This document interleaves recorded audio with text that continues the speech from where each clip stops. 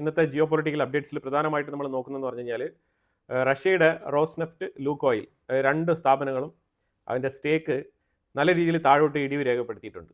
അപ്പോൾ ഇതിൻ്റെ പ്രധാനപ്പെട്ട കാരണം അമേരിക്ക, യൂറോപ്യൻ യൂണിയൻ രണ്ടുപേരും കൂടി ചേർന്ന് പ്രഖ്യാപിച്ച സാങ്ഷൻസ് ആണ്. ഈ സാങ്ഷൻസിൽ ഇപ്പോൾ എന്താണ് പ്രശ്നം എന്ന് പറഞ്ഞാൽ, ഇന്ത്യക്ക് ഏറ്റവും കൂടുതൽ റഷ്യൻ എണ്ണ ട്രാൻസ്പോർട്ട് ചെയ്തുകൊണ്ടിരുന്നത് ഗ്രീസുമായിട്ട് ബന്ധപ്പെട്ട വെസലുകളാണ്. ഇത് ഇന്ത്യയുമായിട്ട് ബന്ധപ്പെട്ട ചരക്ക് നീക്കങ്ങളിൽ പ്രധാനമായിട്ടും റഷ്യയിൽ നിന്നും ക്രൂഡ് ഓയിൽ കയറ്റുമതി ചെയ്യുന്നതിൽ ഗ്രീസിന്റെ പങ്ക് വളരെ വലുതാണ്. അപ്പോൾ അമേരിക്കൻ സാങ്ഷൻസിനെ തുടർന്ന്, യൂറോപ്യൻ സാങ്ഷൻസിനെ തുടർന്ന് ഗ്രീസ് ഇന്നലെയാണ് ഇന്ത്യക്ക് അറിയിപ്പ് നൽകിയത്, ഞങ്ങൾക്ക് ഈ ട്രാൻസ്പോർട്ടേഷൻ നടത്താൻ ബുദ്ധിമുട്ടുണ്ട് എന്നുള്ള അവരുടെ നിലപാട് ഇന്ത്യയെ വിളിച്ച് അറിയിച്ചിട്ടുണ്ട്. അതിന് കാരണമായിട്ട് അവർ പറഞ്ഞത് ഈ രണ്ട് കമ്പനികളുടെ പേരാണ്. അപ്പോൾ അതിന് ഇന്ത്യ ഒരു ബദൽ മാർഗം, ഒരു ബദൽ ഐഡിയ, നെക്സ്റ്റ് 10 ഇയറിലേക്കുള്ള ഒരു എഗ്രിമെന്റ് റഷ്യയുമായിട്ട് സൈൻ ചെയ്തിട്ടുണ്ട്. അത് വളരെ വണ്ടർഫുൾ ആയിട്ടുള്ള ഒരു വിഷയമാണ്. അത് ശരിക്കും അമേരിക്കയും യൂറോപ്യൻ യൂണിയനും തന്നെയാണ് ഒരു തിരിച്ചടിയാവുന്നത്. അതായത് അമേരിക്ക ഉയർത്തുന്ന വെല്ലുവിളിക്ക് ഇന്ത്യ അതിനെ മറികടക്കാൻ വേണ്ടിയിട്ട് ചെയ്യുന്ന ചില തന്ത്രങ്ങളാണ്. ആ തന്ത്രങ്ങളിൽ ഇന്ത്യ ചെയ്തിരിക്കുന്നത് വളരെ വ്യക്തമായിട്ടുള്ള കുറേയധികം കോൺട്രാക്ട്സ് റഷ്യയുമായിട്ട് പുതിയ ഡീലുകൾ സൈൻ ചെയ്തിട്ടുണ്ട്. ചെറിയ നിസാരത്തിലുള്ള ഡീലുകളൊന്നുമല്ല, അമേരിക്കയ്ക്ക് സാങ്ഷൻ ഏർപ്പെടുത്താൻ പറ്റാത്ത രീതിയിലുള്ള ചില ഡീലുകളാണ് ഏർപ്പാടാക്കിയിരിക്കുന്നത്. അപ്പോൾ എന്തായാലും റോസ്നെഫ്റ്റും ലൂക്കോയിലും ഒരു പ്രതിസന്ധി നേരിടുകയാണ്. അപ്പോൾ ലൂക്കോയിൽ എന്ന് പറഞ്ഞ കമ്പനി ഇപ്പോൾ എടുത്തിരിക്കുന്ന തീരുമാനം എന്ന് പറഞ്ഞാൽ, ഇത് പ്രതീക്ഷിച്ചിരുന്ന വിഷയങ്ങൾ തന്നെയാണ്. അതേ സാഹചര്യത്തിൽ ഇപ്പം ലൂക്കോയിൽ എന്താണ് ചെയ്യുന്നത് പറഞ്ഞാൽ, ലൂക്കോയിൽ പുറം രാജ്യങ്ങളിലുള്ള, പ്രത്യേകിച്ച് യൂറോപ്യൻ രാജ്യങ്ങളിലുള്ള അവരുടെ കമ്പനികളൊക്കെ അവരെ വിറ്റൊഴിവാക്കാനാണ് തീരുമാനിച്ചിരിക്കുന്നത്. യൂറോപ്യൻ രാജ്യങ്ങളുടെ ഇടയിലുള്ള കമ്പനികളെ വിറ്റൊഴിവാക്കാനാണ് തീരുമാനിച്ചിരിക്കുന്നത്. ഇത് അമേരിക്ക കാലങ്ങളായിട്ട് പയറ്റുന്ന വിദ്യയാണ്. ഏതെങ്കിലും ഒരു സ്ഥാപനത്തിന് മേളിൽ സാങ്ഷൻസ് അപ്ലൈ ചെയ്യുക, അവരുടെ സ്റ്റോക്കിന്റെ വാല്യൂസ് എല്ലാം തന്നെ തറപറ്റിച്ച് കൊണ്ടുവരിക, എന്നിട്ട് ആ കമ്പനി അങ്ങ് ബൈ ഔട്ട് ചെയ്യുക. ഇത് സ്ഥിരമായിട്ട് നടന്നുകൊണ്ടിരിക്കുന്ന സംഗതിയാണ്. ഇപ്പോൾ ലൂക്കോയിലിന്റെ സ്റ്റേക്കുകളെല്ലാം തന്നെ താഴോട്ട് വന്നിരിക്കുന്ന സാഹചര്യത്തിൽ നിങ്ങൾ നോക്കിക്കോളൂ, ഇറ്റലിയിൽ ലൂക്കോയിലിന്റെ ഒരു റിഫൈനറി ഉണ്ട്. അത് തീർച്ചയായിട്ടും അമേരിക്ക ആയിരിക്കും അതിന്റെ സ്റ്റേക്ക് ബൈ ചെയ്യാൻ പോകുന്നത്. അതുപോലെ ഹംഗേരിയിൽ വിക്ടർ ഓർബൻ ഓൾറെഡി തന്നെ അമേരിക്കയുമായിട്ട് ചർച്ച നടത്തിക്കൊണ്ടിരിക്കുകയാണ്. ഞങ്ങൾക്ക് ലൂക്കോയിലിന്റെ സപ്ലൈ ഇല്ല എന്നുണ്ടെങ്കിൽ ഞങ്ങൾ ഡ്രൈഡ് ഔട്ട് ആവും, ഞങ്ങൾക്ക് ഗ്യാസ് ഇല്ല. ഈ ഗ്യാസ് എന്ന് പറയുന്നത് ഓയിലാണ്, അമേരിക്കൻ ഭാഷയിലാണ് ഈ ഗ്യാസ് ഓയിൽ എന്ന് വിളിക്കുന്നത്. അപ്പോൾ ഈ ഗ്യാസ് കണക്ഷൻ ഇത് വന്നുകൊണ്ടിരിക്കുന്ന ഈ പൈപ്പ് ലൈൻ, അതാണ് ഈ ഗ്യാസ് എന്ന് പറയുന്നത്. അപ്പോൾ ഈ രീതിയിൽ ഹംഗറിയിലുള്ള കമ്പനിയും അതേപോലെ തന്നെ റൊമാനിയയിലുള്ള കമ്പനിയും എല്ലാം തന്നെ വിറ്റഴിക്കാനാണ് ലൂക്കോയിൽ പ്ലാൻ ചെയ്തുകൊണ്ടിരിക്കുന്നത്. അതിന്റെ പ്രഖ്യാപനം അവർ നടത്തിയിട്ടുണ്ട്. അപ്പം നിങ്ങൾ തീർച്ചയായിട്ടും നോക്കിക്കോളൂ, വരുന്ന ഒരു 1.5 മാസത്തിനുള്ളിൽ ലൂക്കോയിലിന്റെ ബ്രാഞ്ചുകളെല്ലാം തന്നെ ഏതെങ്കിലും ഒരു അമേരിക്കൻ കമ്പനി ടേക്ക് ഓവർ ചെയ്തിട്ടുണ്ടാവും. അത് കഴിഞ്ഞാൽ ഇവർ യൂറോപ്പിന്റെ ഉള്ളിലേക്കുള്ള, അതായത് പിന്നീട് ഈ ലൂക്കോയിൽ എന്ന് പറയുന്നത് ഒരു അമേരിക്കൻ കമ്പനിയായിട്ട് മാറും. അത് പ്രത്യേകിച്ച് ഇറ്റലിയുടെ ഉള്ളിൽ, അതേപോലെ ഹംഗറിയുടെ ഉള്ളിൽ, അതുപോലെ തന്നെ റൊമാനിയയുടെ ഉള്ളിൽ എല്ലാം തന്നെ ഈ ലൂക്കോയിൽ ഒരു അമേരിക്കൻ സ്റ്റേക്ക് ഓൺ ചെയ്യുന്ന കമ്പനിയായിട്ട് മാറും. ആ സാഹചര്യത്തിൽ ആ കമ്പനികൾക്ക് വേണ്ടി മാത്രം ഇവർ സ്പെഷ്യലായിട്ട് അങ്ങനെ സബ്സിഡറീസ് കൊടുക്കുമ്പോഴത്തേക്കും ഒരു ലൂപ്പ് ഹോളാണത്. ആ ലൂപ്പ് ഹോളിലൂടെ ഇതേപോലെ ഈ ലൂക്കോയിൽ കമ്പനിയിലൂടെ ഇറ്റലിയിലേക്കും റൊമാനിയയിലേക്കും ഹംഗറിയിലേക്കും വീണ്ടും ഇതേപോലെ എണ്ണ ഒഴുകുന്നത് നമുക്ക് കണ്ടിരിക്കേണ്ടി വരും. ഇതാണ് അമേരിക്കയുടെ തന്ത്രം. ഓക്കെ, ഇത് നിങ്ങൾ അറിയണമല്ലോ, അതുകൊണ്ടാണ് നമ്മൾ പറയുന്നത്. ഈ സാങ്ഷൻസ്, അതായത് ഇവർ ഉക്രൈനെ സംരക്ഷിക്കണമെന്ന് പറഞ്ഞുകൊണ്ട് ഭയങ്കരമായിട്ടുള്ള ആ ഒരു ഇന്റഗ്രിറ്റി കാണിച്ചുകൊണ്ട്, ഉക്രൈനുമായിട്ടുള്ള ഒരു ഇന്റഗ്രിറ്റി കാണിച്ചുകൊണ്ട് ഇവർ സാങ്ഷൻസ് എന്നൊക്കെ പറയുമ്പോഴത്തേക്കും അതിന്റെ ഇരട്ടത്താപ്പും കൂടി മനസ്സിലാക്കണമല്ലോ. അത് നമ്മളെ പോലെ ആരെങ്കിലും തുറന്ന് പറഞ്ഞാലേ ഉള്ളൂ, അതുകൊണ്ട് പറയുന്നതാണ്. ഇനി റോസ്നെഫ്റ്റിന്റെ കാര്യത്തിലേക്ക് വരാം. ജർമ്മനിക്കുള്ളിലേക്ക് റോസ്നെഫ്റ്റ് ആണ് എണ്ണ ഒഴുക്കുന്നത്. അപ്പോൾ റോസ്നെഫ്റ്റിന് ഒരു എക്സംഷൻ വേണം എന്ന് പറഞ്ഞുകൊണ്ട് ജർമ്മനി ട്രംപിനെ അപ്രോച്ച് ചെയ്തു. ട്രംപ് ചോദിച്ചു, എന്താണ് സംഭവം, ഞങ്ങൾക്ക് റോസ്നെഫ്റ്റ് ഇല്ലാതെ ജീവിക്കാൻ കഴിയില്ല, ഇനി ഇതാ മഞ്ഞുകാലം വരികയാണ്, വിന്റർ സീസൺ, അപ്പോൾ അതുകൊണ്ട് എനർജിയുടെ ആവശ്യം വളരെ വലുതാണ്, ഞങ്ങളാണെങ്കിൽ പൊട്ടിപ്പാളിസായിരിക്കുന്ന അവസ്ഥയാണ്, ഇനി വലിയ രീതിയിൽ പൈസ കൊടുത്തുകൊണ്ട് എണ്ണ വാങ്ങിക്കാനുള്ള കപ്പാസിറ്റി ഞങ്ങൾക്കില്ല, ഞങ്ങളെ നഷ്ടത്തിലാക്കരുത്, ഞങ്ങളുടെ കാര്യം കഷ്ടത്തിലാക്കരുത് എന്ന് പറഞ്ഞിട്ട് അമേരിക്കയുടെ കാലിൽ വീണിട്ടുണ്ട്. അമേരിക്ക ഉടനെ എന്നാൽ ഒരു 6 മാസത്തേക്ക് നിങ്ങൾക്ക് ഒരു എക്സംഷൻസ് തന്നിട്ടുണ്ട് എന്ന് പറഞ്ഞിട്ട് ഒരു 6 മാസത്തേക്ക് ഒരു ഗ്രേസ് പീരീഡ് കൊടുത്തിരിക്കുകയാണ്. അതായത് നിങ്ങൾ മനസ്സിലായി, ഇത് നമ്മൾ ആദ്യം പറഞ്ഞാണ് ഇന്ത്യയാണ് ടാർഗറ്റ് ചെയ്യുന്നത്. ഇന്ത്യയെ ഇത്രമാത്രം പർട്ടിക്കുലർ ആയിട്ട് സ്പെസിഫിക് ആയിട്ട് ടാർഗറ്റ് ചെയ്ത് മാറ്റി നിർത്തുന്ന ഈ അമേരിക്കയെ നമ്മൾ എങ്ങനെയാണ് കാണേണ്ടത്? അതേ രീതിയിലാണ് നമ്മൾ കാണുന്നത്. നമ്മൾക്ക് മോണോപോളിയിലോട്ട് പോകാൻ താല്പര്യമില്ല.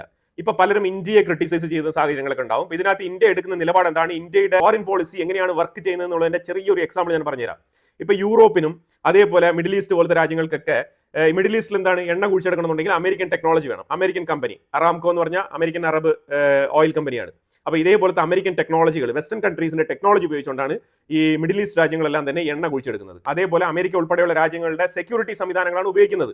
അതുകൊണ്ട് അവർക്ക് ഇവരെ ഡിപ്പെൻഡ് ചെയ്ത് നിൽക്കേണ്ട സാഹചര്യം നിലനിൽക്കുന്നു. ആരെ? അമേരിക്കയെ. അപ്പോൾ അതുകൊണ്ട് ആരെ തള്ളണം? ഏഷ്യൻ കൺട്രീസിനെ തള്ളണം എന്നുണ്ടെങ്കിൽ മിഡിൽ ഈസ്റ്റ് നിരുപാധികം തള്ളിക്കളയും. പക്ഷേ അമേരിക്ക ഉൾപ്പെടെയുള്ള വെസ്റ്റേൺ ഏരിയ തള്ളിക്കളയം എന്ന് പറഞ്ഞു കഴിഞ്ഞാൽ ഇല്ല, മിഡിൽ ഈസ്റ്റിനെ കൊണ്ട് ഒരിക്കലും തള്ളിക്കളയാൻ സാധിക്കില്ല. ഇത് മിഡിൽ ഈസ്റ്റിന്റെ ഫോറിൻ പോളിസിയാണ്. അതേസമയം നിങ്ങൾ യൂറോപ്പിനെ നോക്കൂ, യൂറോപ്പിനും ഇതേ അവസ്ഥയാണ്. യൂറോപ്പിനാണെങ്കിൽ അമേരിക്ക ഇല്ലാതെ ഒരു സെക്യൂരിറ്റി സിസ്റ്റം ഇല്ല. എന്ത് തരത്തിലുള്ള ആയുധങ്ങൾ വേണമെങ്കിലും അവർ അമേരിക്കയുടെ കയ്യിൽ നിന്നാണ് പർച്ചേസ് ചെയ്യുന്നത്. അങ്ങനെ പർച്ചേസ് ചെയ്ത് വെച്ചിരിക്കുന്ന ആയുധങ്ങളാണ് അവരുടെ പക്കൽ ഉള്ളത്. ഇനി ഇതിനൊരു സ്പെയർ പാർട്സോ ഒരു സർവീസോ ഇതിന്റെ ഫർദർ ആയിട്ടുള്ള മെയിൻ്റനൻസോ ഇനി അഡീഷണൽ ആയിട്ടുള്ള സപ്ലൈയോ വേണമെങ്കിൽ അമേരിക്ക ഡിപ്പെൻഡ് ചെയ്ത് നിൽക്കണം. അപ്പോൾ അതുകൊണ്ട് എന്താണ് സംഭവിക്കുന്നത്? ഒരു മോണോപോളി സൃഷ്ടിക്കുകയാണ് അമേരിക്ക.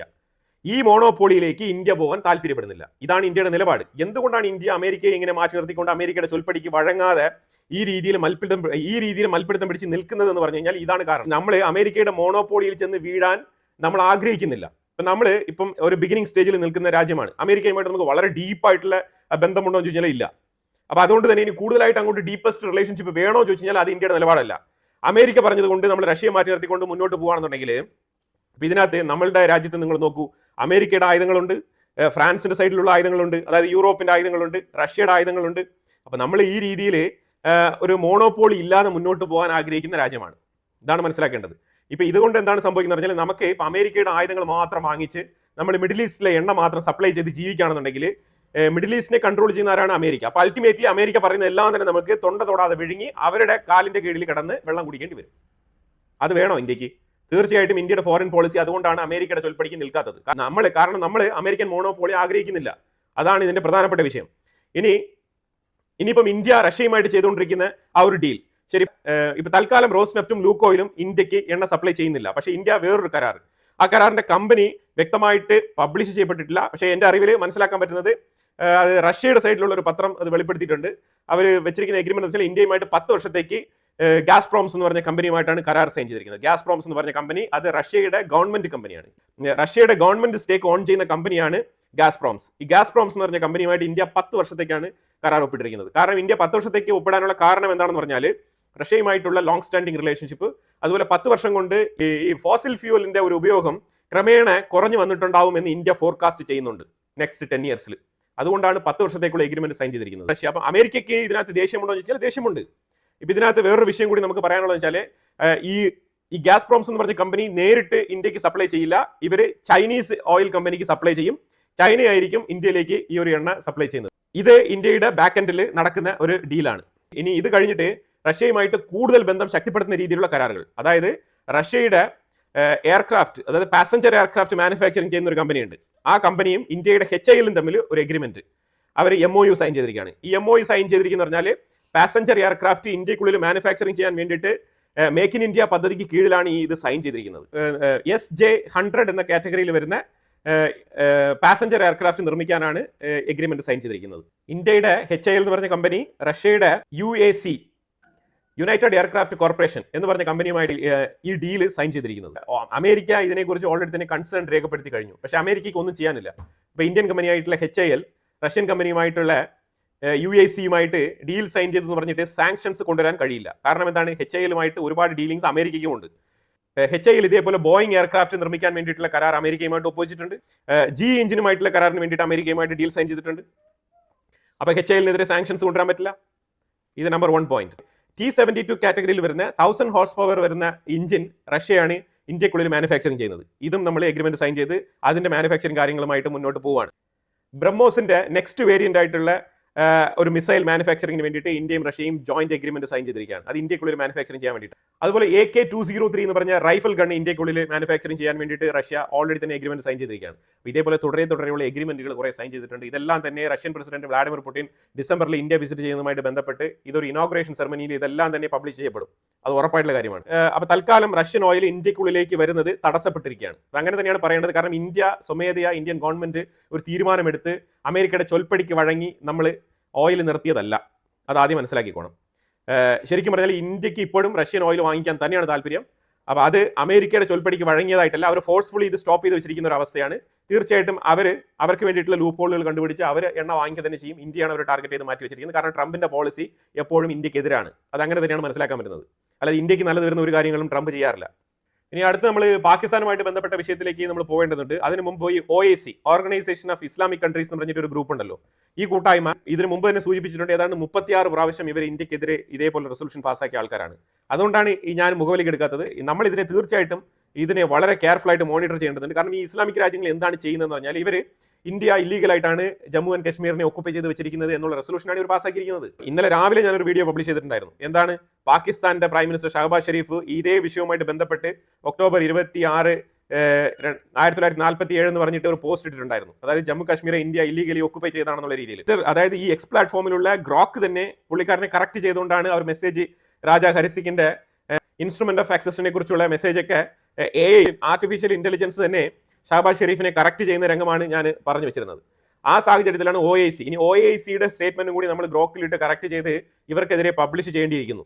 നമ്മൾ പല സാഹചര്യങ്ങൾ കൊണ്ടും ഈ വ്യാപാരം മിഡിൽ ഈസ്റ്റുമായിട്ട് ബന്ധപ്പെട്ട വ്യാപാരം നല്ല രീതിയിൽ നടക്കുന്നത് കൊണ്ട് പ്രധാനപ്പെട്ട് നമ്മൾ OIC ഇന്ത്യക്കെതിരെ ഉയർത്തുന്ന വെല്ലുവിളികളെ നമ്മൾ വലിയ രീതിയിൽ കരുതാറില്ല. കാരണം അവർ കൂട്ടായ്മ ചേർന്ന് തീരുമാനിക്കും. പിന്നീട് അവർ ഇൻഡിപെൻഡന്റ് രാജ്യങ്ങളായിട്ട് ഇന്ത്യയുമായിട്ട് നല്ല സഹകരണത്തിലാണ് പ്രവർത്തിക്കുന്നത്. അതുകൊണ്ട് നമ്മൾ അതിനെ വലിയ കാര്യമായിട്ട് കരുതാറില്ല. പക്ഷെ എന്നാലും ഈ ഒരു വിഷയം പുറത്തു വന്ന സ്ഥിതിക്ക് നമ്മളത് തീർച്ചയായിട്ടും നിങ്ങളെ അറിയിക്കേണ്ടതാണ്. OIC ഇന്ത്യക്കെതിരെ ഇങ്ങനെ ഒരു റെസൊല്യൂഷൻ പാസ്സാക്കിയിട്ടുണ്ട്.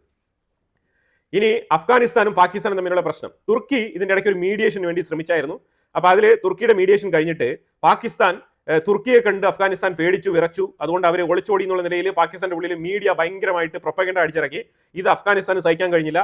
അഫ്ഗാനിസ്ഥാൻ തുർക്കിയുടെ നേതൃത്വത്തിൽ പാകിസ്ഥാനുമായിട്ട് ഞങ്ങൾ നടത്തിയ ചർച്ചയെ ഞങ്ങൾ ബഹിഷ്കരിക്കുന്നു, അതുമായിട്ട് ബന്ധപ്പെട്ട് ഞങ്ങൾക്ക് യാതൊരു ബാധ്യതകളും ഇല്ല എന്ന് പറഞ്ഞിട്ട് അവർ ഈ ചർച്ചയിൽ നിന്ന് പിന്മാറിയതായിട്ട് കാണിക്കുന്നത്. അത് ചർച്ചയൊക്കെ നടത്തി, എന്നിട്ട് ആ ചർച്ചയിൽ വെച്ച കണ്ടീഷനെ അവർ നിരുപാധികം തള്ളിക്കളഞ്ഞിരിക്കുകയാണ്. ആ എഗ്രിമെന്റ് ഞങ്ങൾക്ക് ബാധകമല്ല എന്നാണ് പറഞ്ഞിരിക്കുന്നത്. അപ്പൊ അതുകൊണ്ട് എന്താണ് സംഭവിച്ചെന്ന് പറഞ്ഞാൽ അഫ്ഗാനിസ്ഥാൻ പാകിസ്ഥാന്റെ ബോർഡറിൽ കയറി വീണ്ടും കുറെ ആക്രമണങ്ങൾ, ഏതാണ്ട് 5ഓളം പാകിസ്ഥാൻ സോൾജേഴ്സ് കൊല്ലപ്പെട്ടു എന്നുള്ള വാർത്തയാണ് കേൾക്കുന്നത്.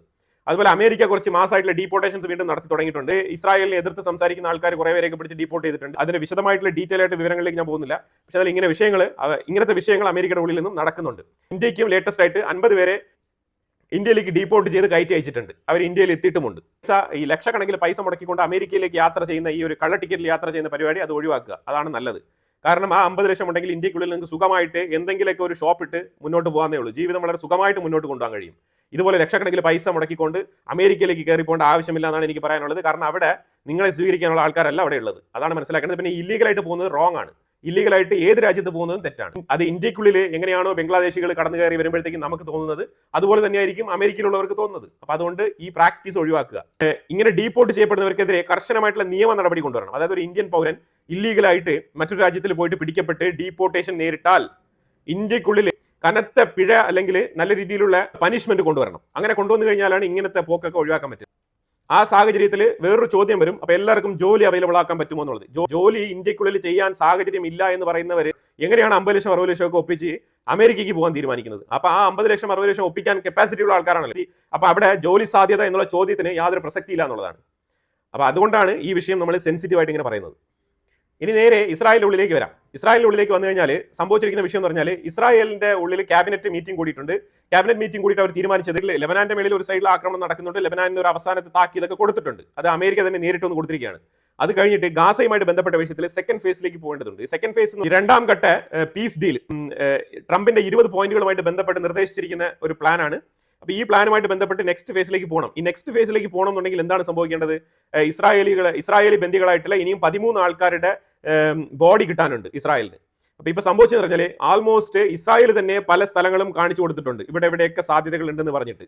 അതിലുപരിയായിട്ട് ഈജിപ്തിന്റെ ബുൾഡോസർ ടീമുകളെ അകത്തോട്ട് വിടണമെന്ന് പറഞ്ഞ് റിക്വസ്റ്റ് വെച്ചിരുന്നു. അപ്പൊ ഇസ്രായേൽ ഈജിപ്തിന്റെ ബുൾഡോസേഴ്സിനെയും അകത്ത് വിട്ടിട്ടുണ്ട്. ഈ ബോഡികളൊക്കെ ഈസി ആയിട്ട് റിക്കവർ ചെയ്ത് എടുക്കാൻ വേണ്ടിയിട്ട് ആവശ്യമുള്ള ബുൾഡോസർ വേണം എന്ന് പറഞ്ഞിട്ടാണ് തുറന്നു വിട്ടത്. എന്നിട്ട് സംഭവിച്ചെന്ന് പറഞ്ഞാൽ റെഡ് ക്രസന്റിന്റെ സഹായം ആവശ്യപ്പെട്ടു ഹമാസ്. അങ്ങനെ റെഡ് ക്രസന്റിന്റെ സഹായം കൂടി കൊടുത്തിട്ടുണ്ട്. ഇപ്പൊ സംഭവിച്ചിരിക്കുന്നത് പറഞ്ഞാൽ ഹമാസ് കിട്ടുന്ന ബോഡികളെല്ലാം ഹമാസ് ഒരു സ്ഥലത്ത് കൊണ്ടുപോയി ഡംപ് ചെയ്ത് വെച്ചിട്ട് മണ്ണിട്ട് മൂടാണ്. എന്തിനാണെന്ന് പറഞ്ഞാൽ അതായത് വെള്ള തുണിയിൽ ഇവർ കൃത്യമായിട്ട് എല്ലാം പൊതിഞ്ഞ് കെട്ടി, വെള്ള കളർ പ്ലാസ്റ്റിക് ആണെന്ന് തോന്നുന്നു, ആ ഒരു കവറിലെല്ലാം സീൽ ചെയ്ത് അത് ഈ റെഡ് ക്രസന്റുകാർ കൊണ്ട് കൊടുക്കുന്നതാണ്. ഈ ബോഡി റിക്കവർ ചെയ്യുമ്പോഴത്തേക്കും ഒരു സിബർ ബാഗ് ഉണ്ടല്ലോ, UN ബന്ധപ്പെട്ട് അതേപോലെ റെഡ് ക്രസന്റ്, റെഡ് ക്രോസ് ഇവരുടെ പക്കലൊക്കെ ഉണ്ട്, ഇവർ കൊടുക്കുന്നതാണ്. അപ്പൊ ഇതിൽ ഈ ബോഡി ഇട്ടിട്ട് ഇവർ സിബ് ചെയ്ത് കോമൺ ആയിട്ട് ഒരു സ്ഥലത്ത് ഡംപ് ചെയ്ത് വെക്കാണ്, കുഴി കുഴിച്ചിട്ട്.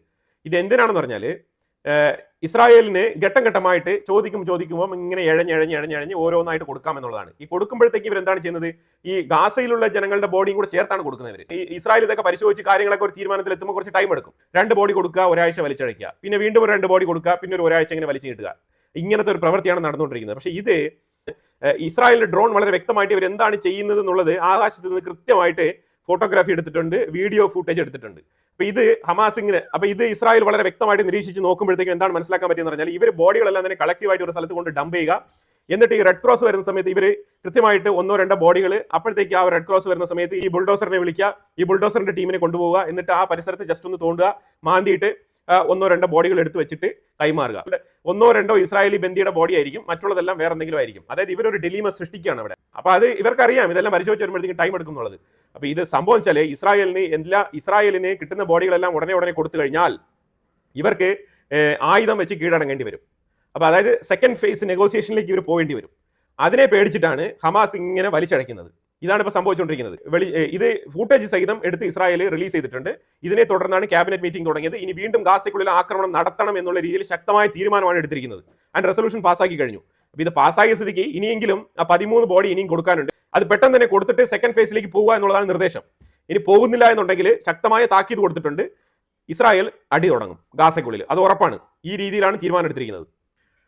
അപ്പോൾ ഞാൻ ഇതിനു മുമ്പ് പറഞ്ഞല്ലോ ലെബനാനിന് ഒരു വാണിംഗ് കൊടുത്തിട്ടുണ്ടെന്നുള്ളത്. ലാസ്റ്റ് ചാൻസ് എന്നാണ് പറഞ്ഞിരിക്കുന്നത്. ജോസഫ് ആവനുമായിട്ടാണ് യുഎസിന്റെ എൻവോയ് വന്നിരുന്ന് സംസാരിച്ചത്. അപ്പോൾ ഇങ്ങനെ സംസാരിച്ചിട്ട് പോയ സ്ഥിതിക്ക് സിറിയ ലെബനാൻ ബോർഡർ എന്ന് പറഞ്ഞു കഴിഞ്ഞാൽ പല സ്ഥലത്തും ചെറിയ റിവർ ഉണ്ട്. ആ റിവർ ക്രോസ് ചെയ്ത് അങ്ങോട്ട് പോവാണ്. അപ്പോൾ എത്ര എളുപ്പത്തിൽ ക്രോസ് ചെയ്ത് പോകാൻ പറ്റുന്ന ബോർഡറാണ് ആ ഏരിയയിൽ. അപ്പോൾ അവിടെയൊക്കെ ഇന്നലെ ക്യാപ്ചർ ചെയ്തിരുന്ന ഗുളിക, ഈ ഗുളികയാണ് പിന്നെ ക്യാപ്ചർ ചെയ്തത്, സീസ് ചെയ്തെടുത്തിരിക്കുകയാണ് ഇസ്രായേലിന്റെ ആർമി. ഇത് എന്തുകൊണ്ടാണെന്ന് പറഞ്ഞാൽ ഈ മരുന്ന് കടത്ത് ഈ ഏരിയയിൽ നല്ല രീതിയിൽ നടക്കുന്നുണ്ട്. ഇവന്മാരെല്ലാം തന്നെ ലഹരി അടിച്ച് തലയ്ക്ക് സ്ഥിരമില്ലാതെ നടക്കുന്ന ആൾക്കാരാണ്. അപ്പോൾ വെള്ളത്തിൽ ചാടാൻ പറഞ്ഞാൽ ചാടും. അപ്പോൾ ഇതാണ് സംഭവം. പൊട്ടിത്തെറിക്കാൻ പറഞ്ഞാൽ പൊട്ടിത്തെറിക്കും. അപ്പം ഞാൻ ഈ വെച്ചിരിക്കുന്ന വീഡിയോ കണ്ടല്ലോ, ഈ ഒരു ആറ്റുവരമ്പ് കടന്നു കഴിഞ്ഞാൽ ചെറിയൊരു നീർച്ചാൽ, ഈ നീർച്ചാൽ കടന്നു കയറി കഴിഞ്ഞാൽ അപ്പുറത്ത് ലെബനാൻ, ഇപ്പുറത്ത് സിറിയ. ഇതാണ് സംഗതി.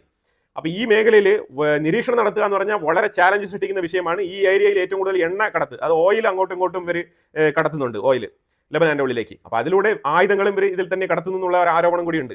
അത് ആരോപണം മാത്രമല്ല, അത് യാഥാർത്ഥ്യം കൂടിയാണ്. അപ്പോൾ ഈ മേഖലയിൽ ശരിക്കും സിറിയയ്ക്കുള്ളിൽ ഇപ്പം അമേരിക്ക 2000 ട്രൂപ്പിനെ കൊണ്ട് ഇറക്കിയിട്ടുണ്ട്. അതുപോലെ ഒരുപാട് ആയുധങ്ങളും അവിടെ കൊണ്ട് ഇറക്കിയിട്ടുണ്ട്. സംഭവം എന്തിനാണെന്ന് പറഞ്ഞാൽ ലെബനാനെ ടാർഗറ്റ് ചെയ്യുന്നു എന്നുള്ളതാണ് മനസ്സിലാക്കാൻ പറ്റുന്നത്. ലാസ്റ്റ് വാർണിംഗ് ഫോർ ഹെസ്ബുള്ള, അതാണ് മനസ്സിലാക്കാൻ പറ്റുന്നത്. അപ്പോൾ എന്തായാലും കുറേ ജിയോ പൊളിറ്റിക്കൽ ഡെവലപ്മെന്റ്സ് ആണ് നമ്മൾ വീഡിയോയിൽ പങ്കുവച്ചത്. ഇതിനെക്കുറിച്ചുള്ള അഭിപ്രായങ്ങൾ കമന്റ് ബോക്സിൽ രേഖപ്പെടുത്തുക. കൂടുതൽ വാർത്തകളുമായിട്ട് അടുത്ത വീഡിയോയിൽ വരാം. Thank you so much.